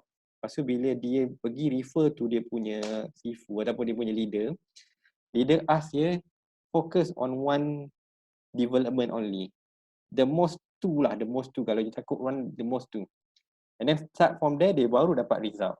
Nampak tak? That's why you kena focus and you kena specialize. Alright? Be a property hub ataupun resourceful. Okay. Be a property hub ataupun resourceful ni termasuk bukan real estate saja. Macam you provide a lifestyle juga. Okay, contohnya cakap, okay, orang biasa common question. Bila dia tengok rumah, dia akan cakap, Musin, sekolah kat sini berapa jauh Musin? Ada berapa sekolah? Bagus tak sekolah tu? Kalau kita tak tahu, then kita tak boleh jawab soalan tu. Okay, kalau kita new to that place, kita tak boleh tahu tempat tu. That's why kita kena ada farm punya area. Okay, supaya kita boleh jawab tempat tu. Macam saya kena jawab sampai ke kedai makan mana best. Kedai makan mana best. Tapi ada yang lebih kronik lah. Tapi yang lebih kronik ni is some funny thing lah, right? Sebab orang dah nampak saya sebagai agent and resourceful, sampaikan mate nak cari kat mana pun tanya saya. And bukan seorang, ramai orang tanya pasal mate dekat saya. Saya cakap saya bukan agent mate, tapi saya rasa banyak agent yang makna kata yang sangat-sangat friendly, sangat-sangat helpful to client. Soalan-soalan this kind of macam ni memang you akan facing. Okay. So sampaikan semua benda, boleh kata kalau dia nak cari apa-apa, tukang masak ke, tukang cuci rumah ke apa semua cari saya. Okay. But for me is very happy lah for me kalau saya mendengar setiap kali klien-klien saya bertanya, because it mean that dia ingat saya and dia percaya kat saya. Alright. Formula get more buyer, betul ke get more buyer? Get more seller, betul ke get more seller? Actually get more listing. Kalau untuk sub-sale, get more listing lah. Kalau untuk project, get more database. Alright.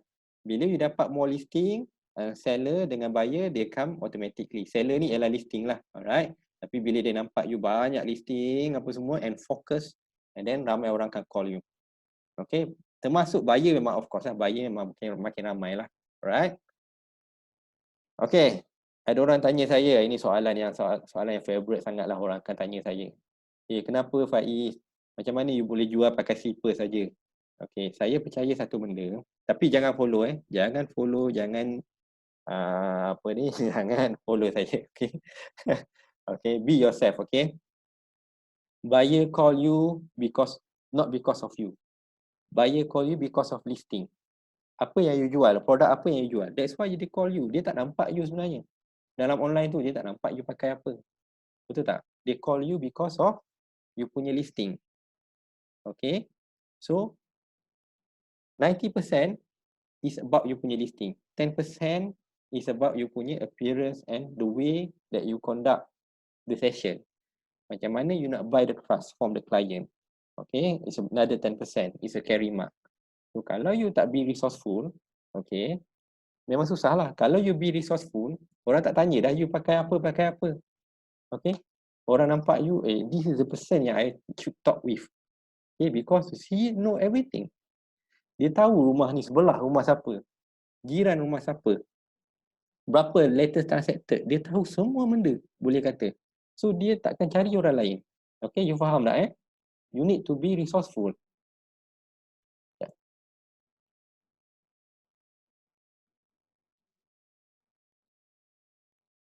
Ellen cakap jangan tamak buat sub-sale ke projek, okay? So you macam saya cakap tadi, you kena ada primary thing. Primary thing that mean something that you focus. But on the secondary, if let's say duit tepi, boleh, tak ada masalah. Okay? Tapi you need to focus, you need to pilih sama ada projek or sub-sale or which type of property. Betul, setuju. Okay, patutlah kadang-kadang agent, okay? Alright. So this is the thing Okay. Yang ni secret. Alright. So macam mana kita nak buy customer punya heart? Macam mana kita nak beli hati dia? Okay. Siapa tak agree dengan statement saya, please cakap tak agree Okay. Bila kita pergi, okay, kita pergi ke rumah 300,000 ke bawah. 300,000 ke bawah, you don't talk about lifestyle, you don't talk about prestige, you talk about price. 10,000 make a lot of difference pada diorang. Okay, contohnya rumah yang 250, okay, 250, jiran sebelah tak cantik sangat. Tapi 280, jiran sebelah bagus. Tapi diorang akan opt more to the price. Okay, compare to other factor lain. Diorang akan fokus to the price saja. Betul tak? Okay, kalau facing cantik ke tak cantik ke, the most important thing ialah price dulu come first, then baru difikir benda lain. Okay, bila you cakap pada 500,000 dan ke 2 juta, you less focus on the price. Macam saya less focus on the price. Saya tak fokus sangat pasal property ataupun produk yang saya bawa. Siapa yang kobrok dengan saya, biasa dia akan Dia akan tengok macam mana saya layan customer saya. Saya akan masuk rumah tu sekejap saja. Okey, saya bawa dia keluar. Saya bawa dia keluar, saya akan ajak dia minum, okey, ataupun saya tunjuk lifestyle situ. Saya akan cakap, oh inilah kawasan masjid yang akan baru buka. Inilah sekolah baru buka. Oh dekat saja dengan ni. Oh ini akan ada buka Jaya Grocer dekat sini. Ini ada highway. People nak lifestyle. Bila keadaan 500,000 ke atas, that mean you dah comfort. You dah macam comfort, you looking for the better lifestyle. Alright? Sampai ke 2 million tu, boleh kata majority ni looking for the lifestyle. Ada jogging track yang bagus, ada taman, ada greenery. Dia orang looking for that. Okay, betul tak saya cakap? Okay, but kalau you pergi more to elite punya segment, dia orang tak tengok dah price dengan lifestyle ni sangat. Dia orang tengok prestige. Dia nak tahu siapa yang duduk dengan aku. Betul tak? That's why bila you nak jual produk-produk mahal, nombor satu you kena tanya, okay, ni saya bagi rahsia nombor satu you kena tanya siapa lagi duduk kat situ. Okay, because dia proud with dia punya prestige. Okay, they looking for business to business pula lepas tu. Okay. Ada apa nak komen tak pasal saya punya Bermuda Triangle? Okay, Bermuda Triangle tu. Okay, so bila you pergi sampai ke satu tahap tu, they looking for the prestige more daripada yang lain. Agree tak?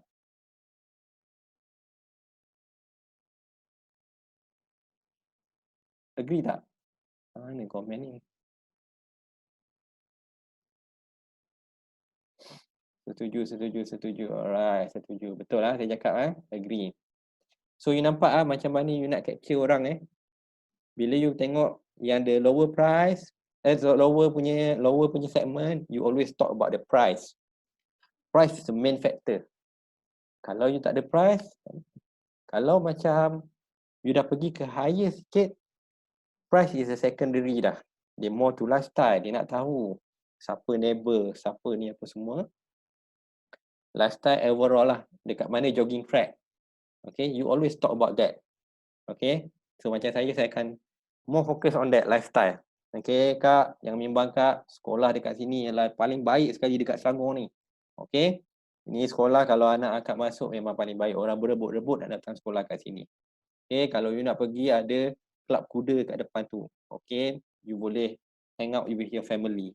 Okay, okay, kalau you boring-boring boleh datang dekat sini ada Coffee Bean, ada Starbucks.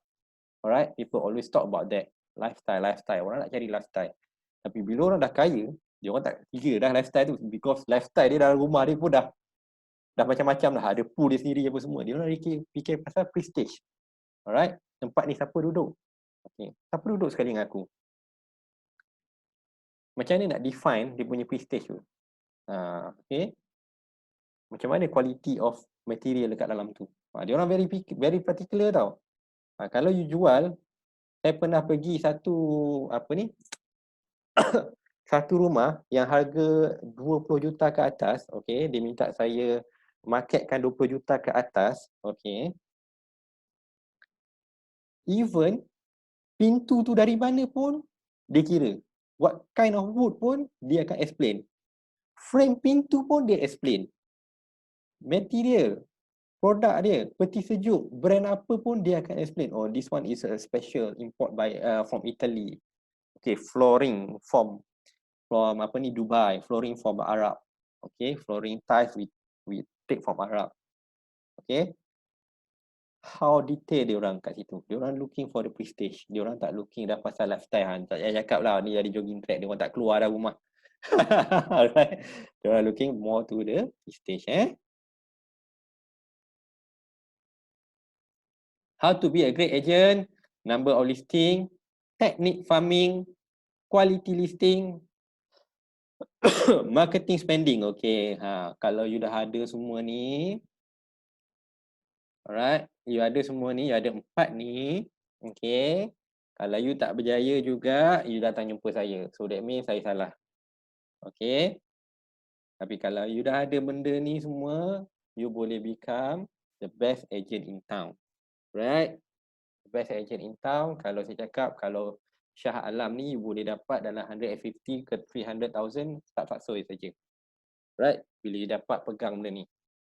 Okay, kalau you duduk kat KL, 300,000 tak faksoi saja. Okay, so my encouragement to you, alright. Kita tengok lagi. Okay, yang ni real estate macam saya bagi saya cakap tadi, real estate is not your life. Real estate is a tool for you to enable to get your life, alright. So ini waktu dululah waktu saya dengan kawan-kawan saya pergi bercuti lah. So saya nak tanamkan diorang ni ialah real estate ni bukan everything, bukan everyday nak kena jumpa customer, but real estate ni is for you to get money and you get your life, alright. Thank you. So last word daripada saya. Okay, so every day ataupun every time you buat something, you kena improve. Okay, contohnya this year you dah buat 100,000. Next year you tak boleh nak start 100,000 dah. You kena start 150,000. You kena start 200,000. Okay, macam saya sendiri, okay, dulu saya buat residential. Nak pergi komersial tu macam dulu macam boleh kata, alah ini aku tak layak lah apa semua. Dulu saya ada sama feeling macam apa yang orang lain feeling. Alright, sama je. Aku tak layak lah buat komersial. Now, saya boleh bagi tahu dekat depan rumah saya, okay, 70% commercial on the sub-sale ialah saya yang jual. Saya berani declare that 70%. Only 30% saja orang lain dapat. And property average price ialah 2 million. Alright. So, you imagine that banyak mana saya boleh earn daripada commercial. And commercial much more leisure. Okay, cerita sikit pasal commercial. Macam mana saya close deal commercial. Commercial ni simple. Because benda tu petak je. Orang takkan tengok sangat dia punya daripada seni, daripada segi design apa semua. Because of dia banyak petak. Kebanyakan ni lah. Ialah petak saja. Of course ada design-design dia sikit. Tapi the main dia ialah benda tu ialah petak. Okay. Saya pernah close deal. Orang tu tengok selepas dia sign SMP. Okay, tengok lepas dia sign SMP, dia terus bayar je booking kat saya. Okay, dia tak tengok pun kedai tu, dia bayar 40,000 dekat petrol station je. Tak apalah Faiz, kedai sama je. Aku nak tengok, aku nak dapat harga je penting. Kalau kau dapat harga ni, aku beli dengan kau. Lepas tu dia tengok pun lepas SMP, okay, dia tengok sekali je. Dia ajak saya minum, dia tengok dalam 1-2 minit, okay. Lepas tu, the rest, saya jaga kedai dia. Macam kedai tu dia kata, tak apa Faiz, kau nak panggil kontraktor, kau panggil apa, kau panggil je dah. Anggap ni macam kedai kau je. Alright. Macam tu sekali dia percaya kat saya. Jadi dia tak tengok pun kedai tu. So saya manage untuk dia from A to Z lah sampai dapatkan apa ni klien untuk rental sekali apa semua. Right? So the higher segment yang you jaga, the more interesting client yang you akan jumpa. And the more appreciate dia orang dekat you. Alright. So saya stop saya punya slide sekarang. Okay. Saya kena stop. Jap. Saya stop saya punya.